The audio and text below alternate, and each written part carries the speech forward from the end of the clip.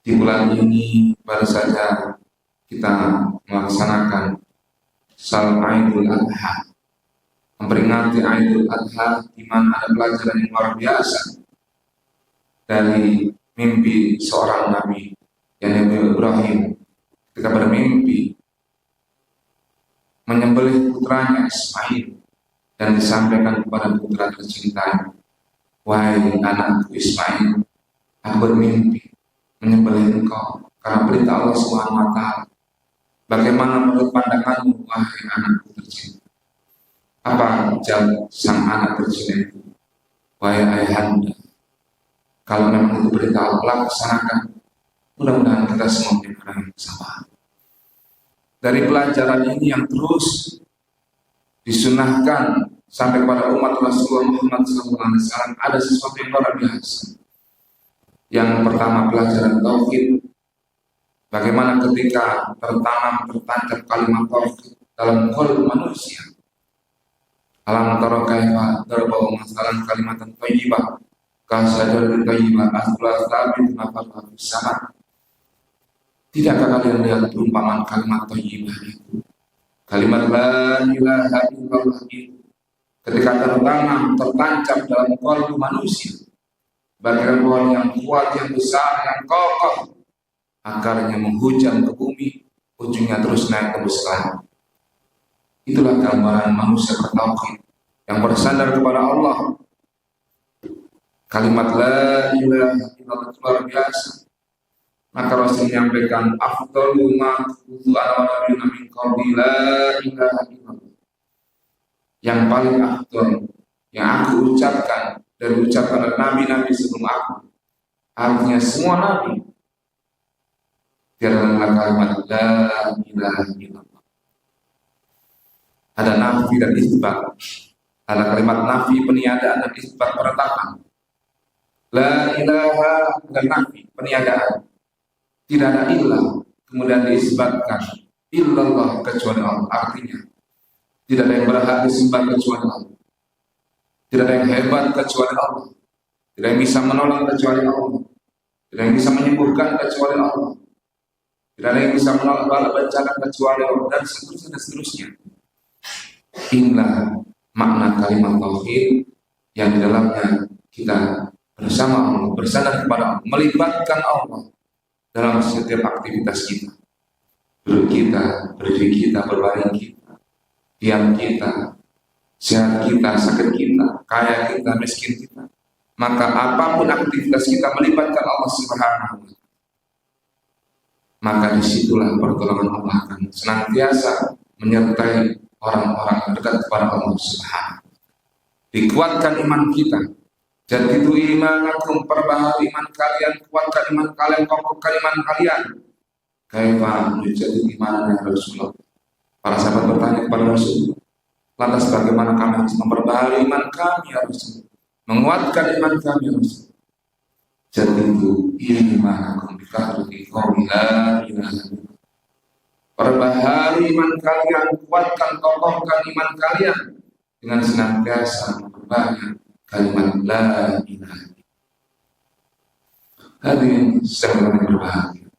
Oleh karena itu, Rasulullah senantiasa mengajarkan kepada kita hampir semua aktivitas ibadah doa dari Rasulullah yang diajarkan kepada kita. Mulai bangun tidur, masuk kamar mandi, bercermin, makan, minum, naik kendaraan, dan seterusnya, ada doanya. Yang artinya disimpulkan melibatkan Allah, menyertakan Allah. Segala amalia, perbuatan, aktivitas ketika tidak diawali dengan bacaan basmalah, dengan menyebut nama Allah, dengan bersama Allah dan berzikir kepada Allah, maka perbuatan aktivitas tidak berkah, menjadi bermasalah. Makannya tidak membaca doa, tidak menyertakan asma Allah, maka bermasalah makan. Walaupun makan itu nikmat, makan sate, makan gulai enak memang, tapi ketika tidak berdoa, tidak melibatkan Allah, jadi masalah. Tidur nikmat, tapi ketika tidak berdoa, tidak melibatkan Allah, jadi bermasalah, tidur tidak berkah.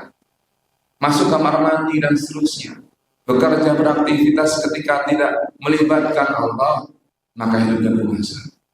Maka hidup yang saat ini kita diajarkan Rasulullah untuk senantiasa berzikir, melibatkan Allah dalam setiap aktivitas kita. Maka dalam zikir itu menguatkan iman, menjadikan hidup berkah, menjadikan kalbu kita menjadi tenang. Alladzina amanu wa tatma'innu qulubuhum bi dzikrillah, ala bi dzikrillah tatma'innul qulub. Yakni orang-orang yang beriman itu hatinya menjadi tenang, tentram, bahagia ketika ingat kepada Allah, ketika bersama Allah, melibatkan Allah dalam hidupnya. Allah turunkan ketenangan. Siapapun kita pasti butuh ketenangan. Kaya atau miskin pasti butuh ketenangan.